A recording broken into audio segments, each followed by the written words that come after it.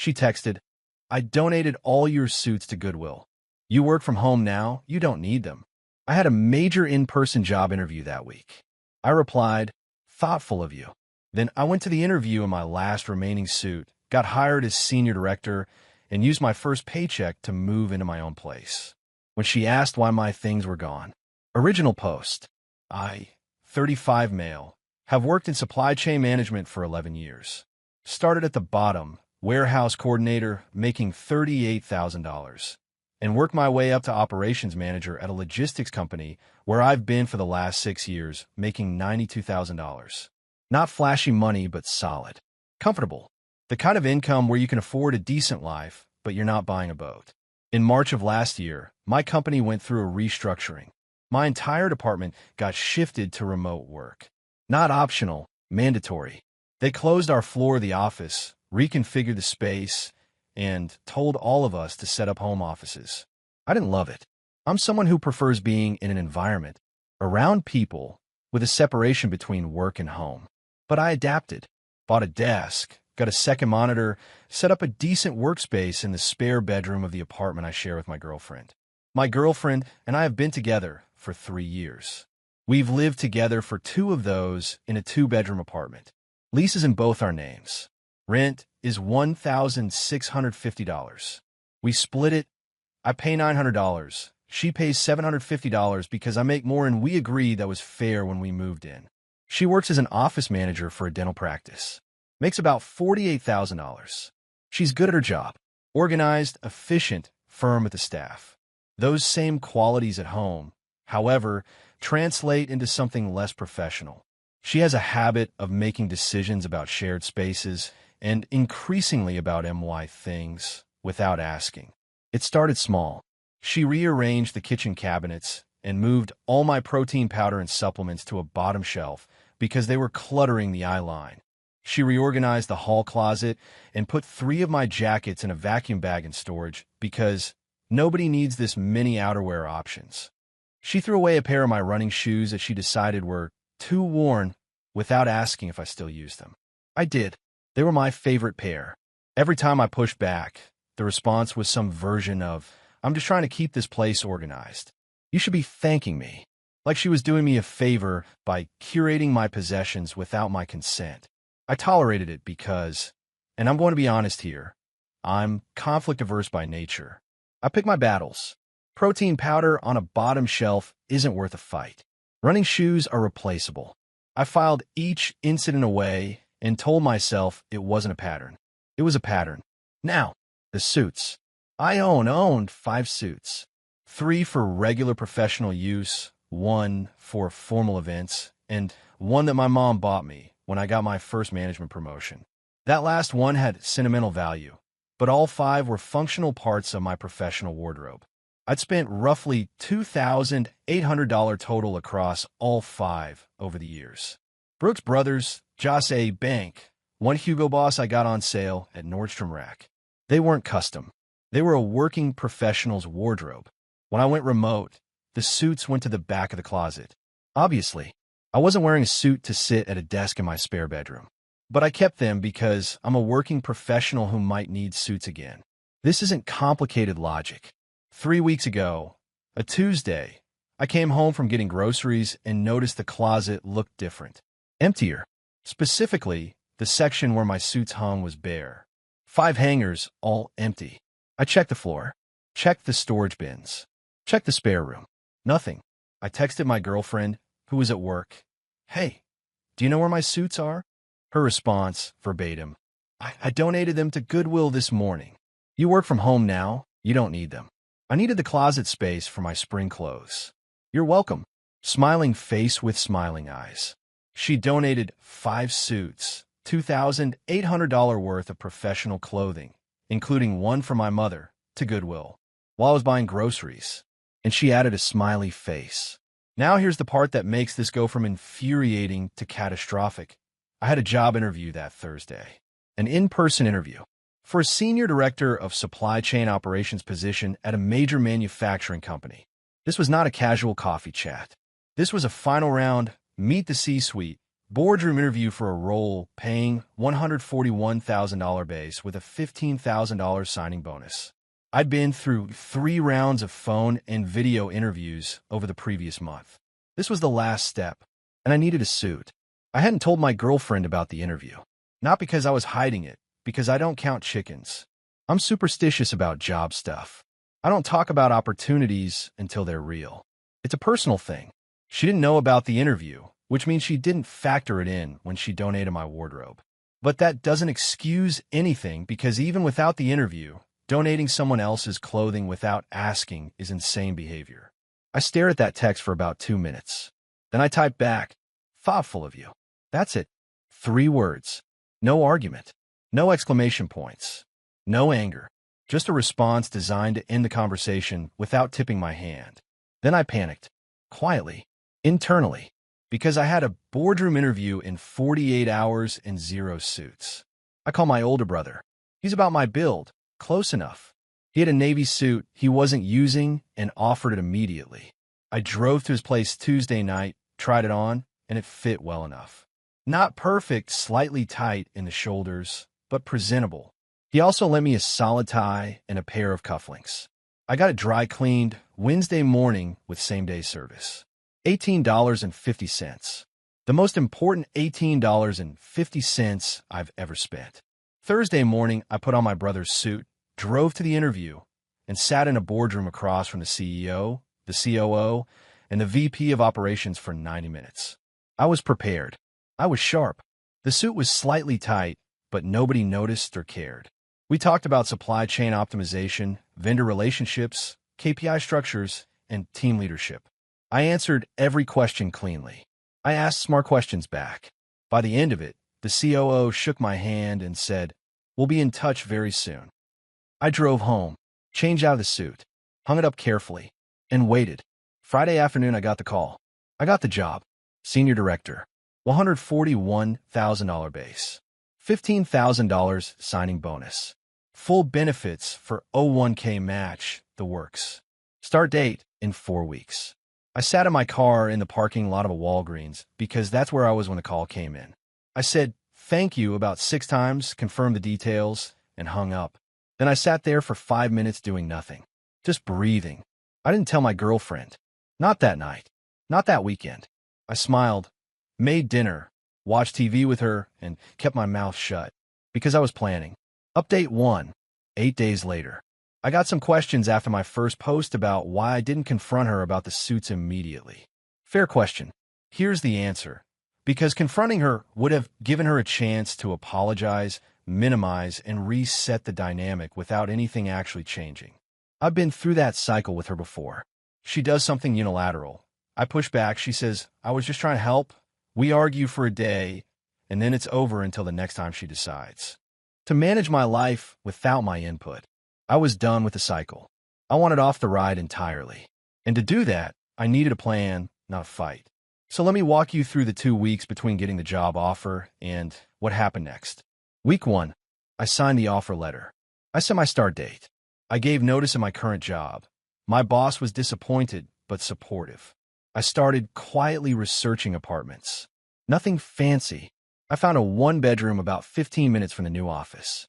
$1,375 a month. Within budget with the new salary. Available on the 1st of next month. I paid the deposit and first month's rent using money from my savings. $2,750 out the door. I signed the lease on a Wednesday afternoon while my girlfriend was at work. I didn't use any shared funds. Every dollar came from my personal account. Week 2, I started moving things. Slowly. Strategically. Not the big stuff. She'd notice if the couch disappeared. But my personal items. Books from the shelf, a few at a time. Clothes in small batches, packed into a duffel bag in my car trunk. My monitor and work equipment. My important documents, tax records, birth certificate, passport. My kitchenware that I'd brought into the relationship. I moved things over the course of 5 days in small enough quantities that the apartment didn't look visibly different unless you were really paying attention. She was not really paying attention. During the same period, she was being her usual self, completely oblivious to the seismic shift happening right under her. On that Tuesday, She reorganized the bathroom and threw away my electric razor because the blades were old and it was taking up counter space. She replaced it with a skincare organizer for her products. I used that razor 3 times a week. She threw away to make room for a toner she uses twice. I said nothing. I added the razor to the mental tally and kept moving boxes. On Thursday of that second week, she came home with shopping bags and announced she was refreshing the living room. She bought new throw pillows, $85 worth, and a decorative tray for the coffee table. She said, "I'm going to rearrange this weekend. I was thinking we could move your desk out of the spare room and put a reading nook in there instead." My desk, where I work. She wanted to replace it with a reading nook. Where would I work? I asked. At the kitchen table or the couch. You're on a laptop. You can work anywhere. I have 2 monitors, a docking station, and a filing setup. That's exactly my point. It's too much equipment for a bedroom. A reading nook would open up the space. I said, "Let's talk about it this weekend." We were never going to talk about it that weekend. By that weekend, I'd be gone. Friday evening, 2 days before move out, her best friend came over for wine night. They sat on the couch drinking barefoot Moscato. I don't judge, but I absolutely judge, and I overheard a conversation from the kitchen that confirmed everything I needed to know. Her best friend said, "You're so lucky he's remote now. You basically get the whole apartment to design however you want." My girlfriend laughed and said, "Honestly, once I get that spare room cleared out, this place is going to be perfect. He doesn't need all that space for work stuff. He's on Zoom calls. He can do that from anywhere." Her best friend, "You already got rid of his suits, right? What's next?" I'm thinking about the garage storage unit. He's got boxes of stuff in there from college that he never looks at. I'm going to go through it next month and donate whatever's useless. My boxes, my storage unit, my stuff from college that she'd already mentally scheduled for disposal. She wasn't just organizing.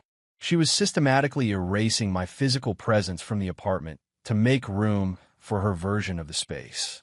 The suits were phase 1. The desk was phase 2. The storage unit was phase 3. I was being edited out of my own home, possession by possession, like a slow-motion declutter of a human being. I finished my water, went to the bedroom, and confirmed my moving plans for Sunday. Sunday morning, she went to brunch with her mom, a standing monthly thing. I had approximately 4 hours. I'd reserved a small moving van the day before. My brother came to help. We moved the remaining stuff in 3 hours. Desk, chair, the rest of my clothes, kitchen items, bathroom stuff, my TV from the bedroom. It was mine, bought it before we moved in together. I left everything that was hers or shared. The couch was hers. The dining table we bought together, I left it. I wasn't going to nickel and dime shared furniture. I took what was mine and nothing else. I left my key on the kitchen counter. Next to it, I left a note. It said, "I accepted a new job. I moved out. The apartment is yours. You can find a new roommate or manage the full rent. I'll cover my share through the end of this month. I wish you well." Short, factual, no anger, no accusations, just information. Then I drove to my new apartment, unloaded the van, returned it, and sat on the floor of my empty living room eating a turkey sandwich from a gas station.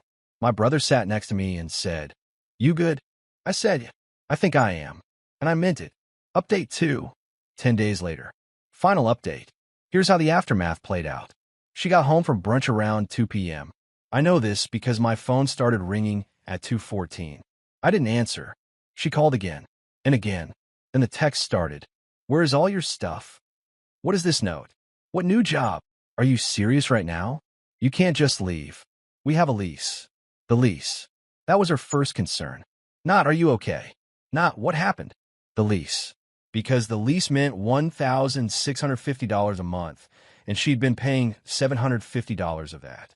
Without me, she was either finding a roommate, negotiating with the landlord, or covering the full amount, which on $48,000 would eat almost half her take-home pay. I texted her back one message. "I'll pay my share through the end of this month. After that, the lease is your responsibility. You can contact the landlord about options." She called 14 times that evening. I let everyone go to voicemail. I listened to the first 2. Voicemail 1 was angry. "You're a coward. You couldn't even tell me to my face." Voicemail 2 was panicked. How am I supposed to afford this place alone? You can't just leave me with this. I stopped listening after that. Monday morning, she texted me a different angle. I know this is about the suits. I'm sorry about the suits. I'll buy you new ones. Can we please talk about this like adults? I responded, this isn't about the suits. The suits are a symptom.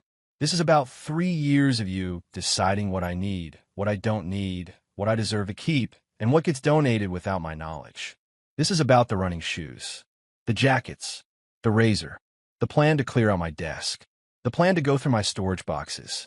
You've been editing me out of our shared space for 2 years, and the suits were just the one that happened to almost cost me a career opportunity. She wrote back, what career opportunity? I had a job interview the week you donated my suits. A final round, in-person interview, for a senior director position. I wore my brother's suit because you donated mine. I got the job, $141,000. I start next week. Long pause. Then, why didn't you tell me? Because you would have said, I don't need suits since I work from home. She didn't respond to that for 6 hours. When she did, the tone had shifted completely. She said, okay, I get it. I messed up, but you don't leave someone over closet space. Can we do counseling? I'll stop touching your stuff. I promise. I said, you've promised that after the shoes, after the jackets, after the kitchen. The promise expires every time you see something of mine that you'd rather replace with something of yours. I don't trust the promise anymore. I'm sorry. The next wave came from her support network. Her best friend, the Moscato one, texted me Tuesday. She's devastated. You blindsided her. The least you could do is have a conversation instead of ghosting like a child. I said, I left a note, offered to pay through the month, and responded to every text she sent. That's not ghosting. That's exiting. Best friend. You know she can't afford that place alone. You're basically making her homeless. She's an employed adult with options. Roommate, smaller apartment, negotiate with the landlord. I'm not responsible for her housing after we break up. She called me heartless. I put my phone down and assembled my new IKEA bookshelf. It took 4 hours because IKEA instructions are written by people who hate joy. But the shelf is up and it's mine and nobody is going to donate it. Her mom called me Wednesday. I picked up because I have a residual respect for mothers that overrides my survival instincts. What you've done to my daughter is cruel, she opened with. I moved out of a shared apartment after a breakup. That's standard. You didn't give her warning. She didn't give me warning when she donated my professional wardrobe. Those were old suits. She was helping you declutter. They were current suits worth $2,800, and I had an interview that week. She didn't know about the interview. She didn't ask. That's the point. She didn't ask about the suits, the shoes, the jackets, the razor, or my desk. She doesn't ask because she doesn't think she needs to. And I'm done living in a space where my belongings exist at someone else's discretion. Her mom said I was punishing her for being organized. I said organization requires consent from the people whose things you're organizing. She said I was being legalistic. I said that's probably because I'd recently consulted a lawyer about my lease obligations, which I have met in full. She hung up on me. I went back to the bookshelf. Now here's the practical fallout, which is where this gets real. My ex couldn't afford the apartment alone. She asked the landlord to let her break the lease early. He agreed, with a penalty of 1 month's rent, $1,650. She had to pay that out of savings. She moved back in with her mom at 32 years old. I know this because she told me in a final text that said, I hope you're happy. I'm living with my mother because of you. I didn't respond, because she's not living with her mother because of me. She's living with her mother because she spent 2 years treating my belongings like suggestions and my presence like a layout problem to be optimized around. The apartment didn't get too expensive because I left. It was always that expensive. She just never had to face the full cost because I was there subsidizing her living situation while she systematically decluttered me out of it. My new apartment is quiet. It's small, 1 bedroom, galley kitchen, barely enough room for my desk setup in the living room. But my suits, the new ones I bought with my signing bonus, 3 from Nordstrom and 1 from a local tailor my brother recommended, hang in my closet on MY hangers and nobody is going to touch them. I also went back to the Goodwill where she donated the originals. Long shot, I know, but I went. and I found one. A Hugo Boss. Still had the dry cleaning tag from the last time I'd worn it. $14.99. I bought it back. It's hanging in my closet next to the new ones. It fits like it never left. I didn't find the one for my mom. That one's gone. And that's the one that actually hurts when I think about it too long. Not the money. Not the fabric. The fact that my mother handed me that suit when I got my first management title and said, "You look like a man who runs things." I'll never get that moment back in that specific suit. But I called my mom last weekend and told her the whole story. The donation, the interview, the new job, the move. She was quiet for a second, then said, "I'll buy you a new one. You just tell me when." I told her she didn't have to. She said, "I know I don't have to. I want to." That's the difference between giving and taking. I started the new job last Monday. Senior Director of Supply Chain Operations. I wore the Hugo Boss from Goodwill on my first day because it felt right. My office has a window. My boss sent me a welcome email that said, "Glad to have you on board. Big things ahead." I have a team of 12 people and a budget I'm still wrapping my head around. My new apartment has a bookshelf that I built myself, a desk where nobody is planning a reading nook, a closet with 4 suits and enough room for more, and a bathroom where my razor sits on the counter undisturbed. It's not big.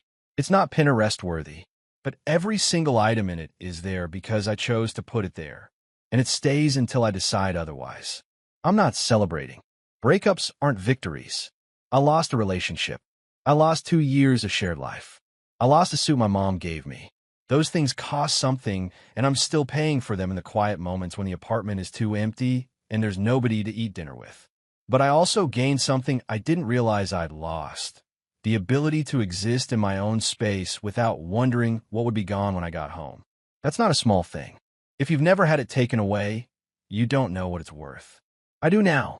Thanks for reading. Don't let anyone donate your stuff. And if you're going to job interview, always have a backup suit. Or, at the very least, a brother with the same build. Later.